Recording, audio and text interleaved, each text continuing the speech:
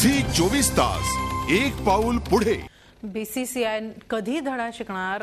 शिखर धवननं आपली पुरस्काराची रक्कम उत्तराखंडला बहाल केली, त्यावेळी तिथं अडकलेल्यांच्या बाबत आपला एक कृतज्ञता व्यक्त करत आणि त्याने ही बक्षिसाची रक्कम बहाल केली। मात्र बीसीसीआयनं फारशी संवेदनशीलता दाखवली नाहीये, एक दमडी देखील उत्तराखंडसाठी त्यांनी दिलेली नाहीये, तशी घोषणाही बीसीसीआय कडून झालेली नाहीये।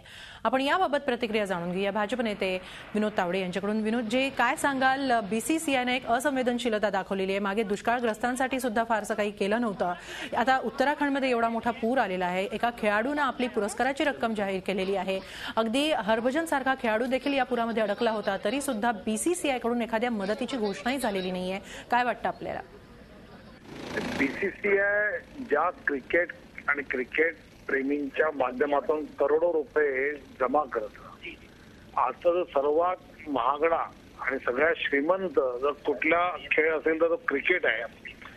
आणि या क्रिकेटच्या माध्यमातून जो पैसा गोळा होतो तो जर अशा एखाद्या चांगल्या कामाला उपयोगी आला तर मला असं वाटतं की क्रिकेटमध्ये बेटिंगने जे आता नाव खराब झालंय त्याला कुठेतरी एक चांगलं काम केल्याचं समाधान मिळालं असतं।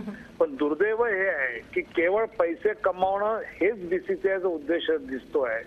आणि ज्या या बीसीसीआय मध्ये अनेक राजकारणी आहेत, म्हणून मी सगळ्या राजकारण्यातला आज पत्र लिहिलंय की बीसीसीआयने एक मोठी रक्कम काही करोड रुपये हे या सगळ्या पुनर्वसन कामाला नक्की दिले पाहिजेत आणि आज ती गरज आहे। आणि ते जर हे देणार नसतील तर त्यांची असंवेदनशीलता आणि याचा धिक्कार संपूर्ण भारतभर होईल। नक्कीच धन्यवाद विनोदजी। झी 24 तासशी बोलल्याबद्दल। भारतीयांकडून संतप्त प्रतिक्रिया व्यक्त होताच आहेत, मात्र बीसीसीआयचा धिक्कार केला पाहिजे अशी मागणी भाजप नेते विनोद तावडे यांनी केली आहे। झी 24 तास एक पाऊल पुढे।